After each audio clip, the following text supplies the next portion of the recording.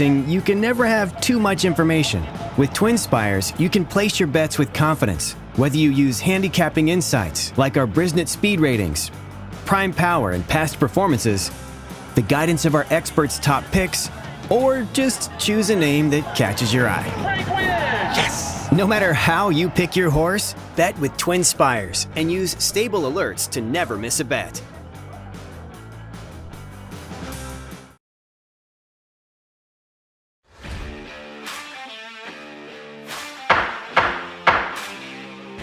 Welcome back to the TwinSpires Jury. I'm Ashley Anderson here with James Scully and Darin Zoccali to talk our best bets and fades of the week at Turfway Park, Oaklawn, Gulfstream and Fair Grounds. We don't have any Kentucky Derby or Oaks prep races, but we have some major stakes action at Oaklawn and some other interesting races. So James, kick us off. Tell us what your best bet of the week is and where you're going to play that. I'm going to take a shot in a maiden race at Turfway Park. Number 4, Tapit's Tail in the 5th race at Turfway Park Saturday is my best bet. It took a while, but this 4-year-old son of Tapit has finally made it to the races. He will make his career debut in this 6.5 furlong maiden.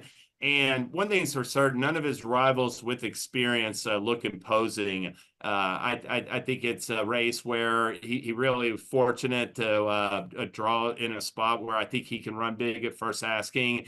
Now, he's the first foal to race from Grade 3 score, Verb's Tail, who was a hard-hitting Grade 3 winning mare that earned like nearly $650,000, winning just 3 of 23 starts. But like I said, got a lot of minor awards as well. And while Nacho Correa's Tapit's Tail's trainer wins at a low rate first time out, Tapit's Tail isn't your typical first-time starter. He's a 4-year-old. He's been working for a long time, and I think he's going to run well at first asking on Saturday night. Darin, who's your best bet? Yeah, I actually have a fade in that race that I'll talk about later. Kind of goes into the weight than some of the previous ones we've seen in the meet. I think possibly some of the better maiden horses are being left on my line until Keeneland starts up in maybe 3 weeks' time or so. So you got a good shot there. I don't know if you're going to get 10-1 on him. I like him quite a bit too in there, but I definitely agree with that pick. Mine, I'm going to switch over to Oaklawn. They have in race number 9 at Oaklawn Park. It is the Whitmore Grade 3 event, going 6 furlongs in there. Tejano Twist is going to take all the money, I imagine, and justifiably so. Him and Rivet look to be the two that will control the parimutuel wagering. I like Surveillance, though. Surveillance is a horse that at age 7 seems to be getting back to some of his best form here. He had a really good winter going into last year. Then things went a little bit sideways where he ran 4th in the Count Fleet last year. Did not have a good spring and summer. Obviously needed some time to be freshened up. They gave the horse about 5 months off. Came back and ran a really good second-line Cavad, who's a nice horse at the fairgrounds and a good third-level allowance. Then came back and beat Cavad next time out in that same level. And now Keith DeSormo ships the horse on over to Oaklawn, and they put the horse back in the stake where he has had success before. He's a 7-time winner. He's got a lot of back class to him. I think he's going to sit a good trip, mid-pack stalking, and he could get first run on Tejano Twist here, who we know is one move dead run closer. He'll be coming late, but the price is going to be 3-4 times better on Surveillance, Ashley. I'm going to take a flyer, value play with the best bet Surveillance in the Whitmore race 9 at Oaklawn on Saturday. I don't blame you. I like Rivet, but getting 2-1 on the morning line there. And so I think you're making a wise choice here with that price. I'm going to take it over to Turfway again and talk about the Queen Stakes. And my best bet is number 11, Current Climate at 5-1. This is a winter money back offer. You get up to $10 back on your win bet if your horse finishes 2nd or 3rd. And this is a 6 furlong sprint. It drew a field of 12 with 1 also eligible. The morning line favorite, BG Warrior at 2-1. She just fired the 6.5 furlong Wishing Well Stakes by 5 3/4 lengths. And the race rating came back lighter than the competition she faced in her 3 prior races. So looking at that, even though she had that big figure, the other interesting thing is at 6 furlongs, she's 0 for 10. And now I just said that she wired the field in a 6.5 furlong sprint. So that does indicate that, shorter distance shouldn't be a problem. But when you see an 0 for 10 stat line, that really stands out to me. So I'm looking elsewhere here with Current Climate, who also beat BG Warrior 2 back at 6 furlongs and an allowance optional claimer at this track. And Current Climate also has 2 straight at Turfway, 3 for 5 at this track, and also has 2 third-place finishes. So that's another good stat for that winter money back. Has always finished in the money at Turfway. So I'm going to take a shot here at 5-1, but I think this horse can win it. I think the race is going to set up well for her for your top pick. I was also a little intrigued by Michael McCarthy's filly Victorious, but I agree. I think BG Warrior is going to face a lot of pressure that she didn't face last time. A lot of pace in there, and it should set up well for a stalking type like your top pick. All right, let's talk about the horses we're fading at a short price. Darin, who do you have? Yeah, so the same race that James had his best bet, that maiden special weight in race 5 at Turfway, is my fade. You have a 3-1 morning line favorite. This is not a typo. That is 0 for 25 lifetime. I'll just say this. I don't care what the rest of the field looks like. If you give me a maiden that's 0 for 25 that is going to be the morning line favorite, I will bet against him every day of the week and twice on Sunday. I understand the field is not that strong. You got horses stepping up for maiden claiming competition. You have a group of first-time starters. I get it. It's not an overwhelming maiden special weight field. But this horse has had opportunity after opportunity. The lack of early speed that this horse has is a real problem for him. He often gets himself in a spot that he has to overcome trip. He has to overcome pace or lack thereof. I don't see any reason why this is going to be different. You're giving me an 0 for 25 horse for the trainer. That's 0 for 32 on the meet at 3-1. Complete fade, complete toss. Try to open things up in the pick 4 and pick 5 and find some value. So accident, it's no accident, is a fade for me at race number 5 at Turfway. I think it'd be the worst case scenario almost for the connections for him to win. I mean, this horse has made $184,000 placing and, you know, not winning maiden special weight races. So yeah, I think it would be an accident if he did win, and I'm 100% with you fading the 0 for 25 types. If I owned, I was just gonna say, if I owned this horse, if he won, I would be in a $15,000 now winners of 2 life next time out. James, who do you have?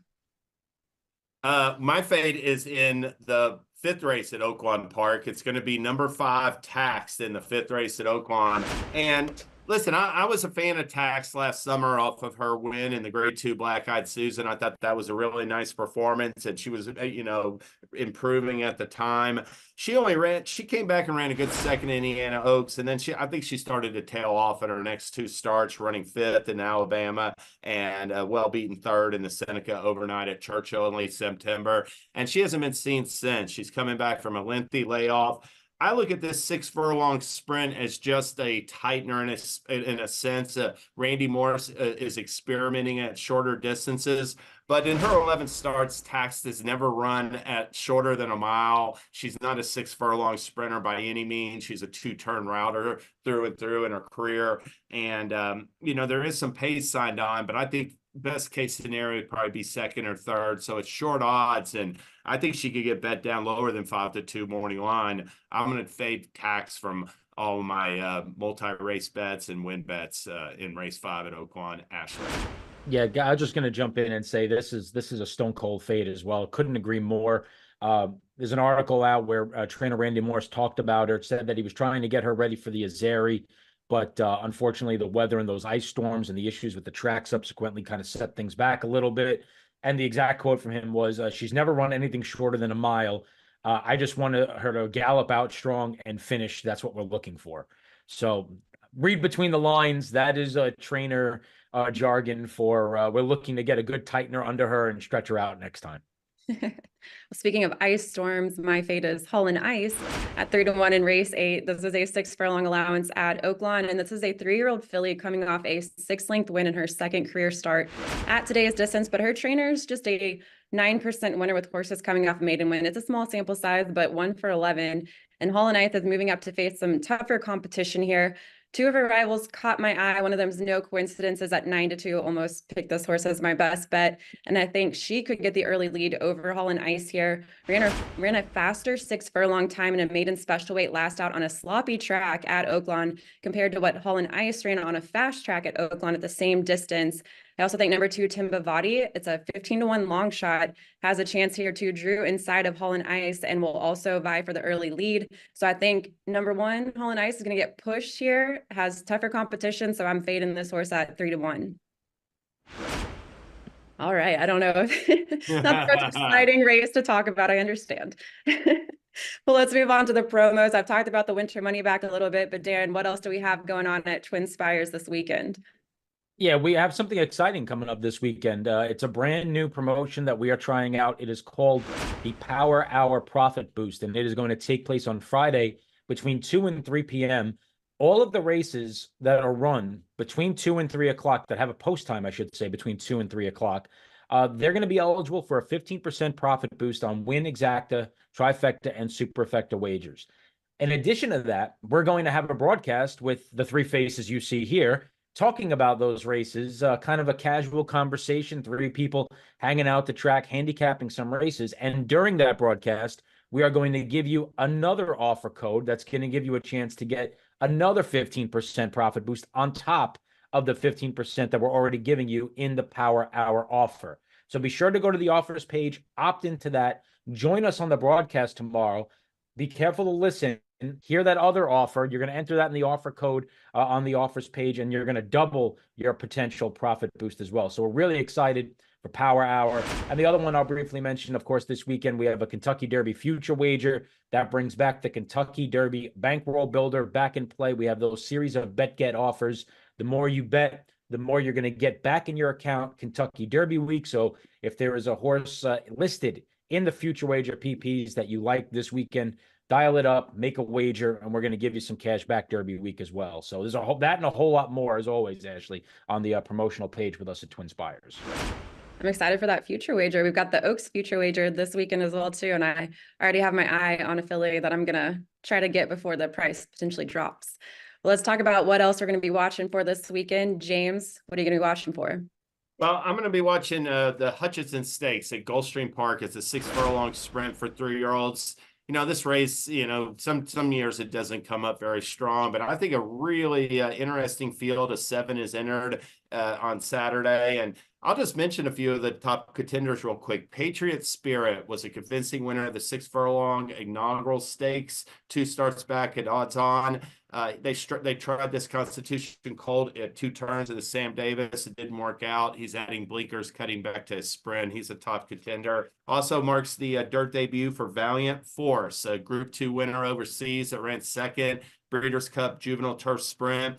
Just missed in a 5-furlong turf sprint as well. So exit's a good showing for Jorge Delgado. You got Surf Flash in there off of a nice allowance win at Tampa. Obviously, Shipped Ashore is a contender off of an 8-length win in the Limehouse Stakes in early January.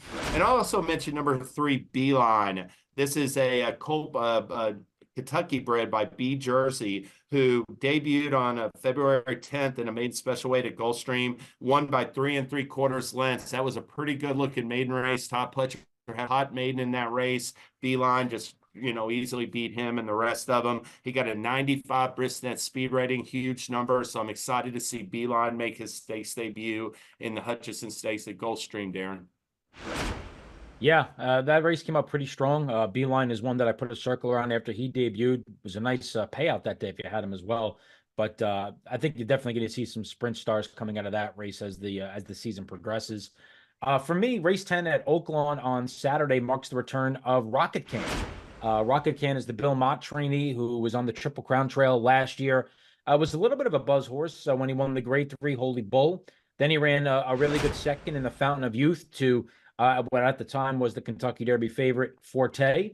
Went off favorite in the Arkansas Derby, a race that he did not put forth his best effort, and then made a pretty good move in the Kentucky Derby before flattening out late, maybe indicating that the 1 1/4 was just a bit beyond his scope.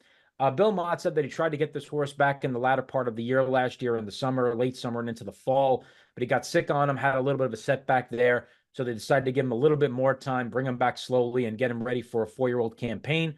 So he's always been a horse with some talent. I'll be curious to see what he comes back. It certainly is not an easy field that he's going to be facing here. Harlow Cap is coming in off of a win in an allowance event, as is Heroic Move. who was a drop and pop winner last time at Oaklawn for Robertino Diodoro. So he's found himself a pretty tough spot for the return, but I'll be curious to see what Rocket Can looks like off the layoff, guys. Gotta love the name. Gonna Yeah, have you that know Elton that- John song in my head all day because I always think of it when I see Rocket Can anywhere. And that and Frank, Mott trains for Frank Fletcher and the Fletcher family is based in Arkansas, so they like to run their horses at Oaklawn. So he's shipping in Rocket Can and American Rocket earlier in the card to run into some of these races at Oaklawn on a Saturday, and he's going to be trying to win those races as well for the owner. So. Well, I'm taking it over to Fairgrounds. We've got a maiden special weight in race 8 on Saturday, and there are 3 Triple Crown nominees in this field. One in particular, I've had my eye on, Cornishman, a Godolphin homebred. He's in my TwinSpires stable alert, so I can keep an extra close eye when he's racing. He's a late closer, and he finished a length second on debut in a 6 furlong maiden special weight. Then on Risen Star Day, he was on the undercard in a maiden special weight at 1 1/16 of a mile. Was once again a length second. He got bumped at the start, a little bit of a troubled trip. So I think maybe can finally step forward here. And if he does get the win, potentially we'll see him in one of the final Kentucky Derby prep races to try to make the field for the Derby. He's by Curlin out of a Bernardini mare. So he's got that classic pedigree. I think he looks like a great horse, just hasn't gotten the job done yet. He was beaten by Antiquarian for Todd Pletcher, a really good horse on the Risen Star undercard. So I think this is his race. Not a lot of speed entered. So as a closer, I don't know what kind of pace we're going to get here, but hopefully he'll get the win because I think he looks like such a good horse. And, I'd like to see him make the Derby field. It might be a little late, but you never know. I think Gun Party might have something to say about that for Steve Asmussen. $1.7 million yearling who ran second to Just a Touch, who is now listed in the Kentucky Derby future wager after running second in the Gotham to the very talented Deterministic. The horse stretching out for the first time. Karina Mia was a stud. The dam, obviously, just a brilliantly bred horse that I think the upside is unlimited with him. So you can make an argument this is probably the best maiden special weight you'll see of the year. Someone's going to run second or third here, come out of it and be 1-5 next time. It'll probably be either Gun Party or Cornishman. We'll see. It is a good race, and it's sort of like Cornishman. I loved his debut. I thought he took a little bit of a step back off it last time. It'd be interesting to see because he was so well regarded, and he's a big, good-looking horse as well. Yeah, I got a sloppy track. You might get that again because I think there's a high percentage chance of rain, but we'll see. That's all the time we have today for the jury. Check us out, like Darin mentioned, for Power Hour tomorrow at 2 to 3. We'll be live talking all those races. And then, of course, those profit boosts we're offering as well. And then go to TwinSpires for all the other promos we've got going on this weekend as well. And we'll be back next Thursday with more best bets and fades.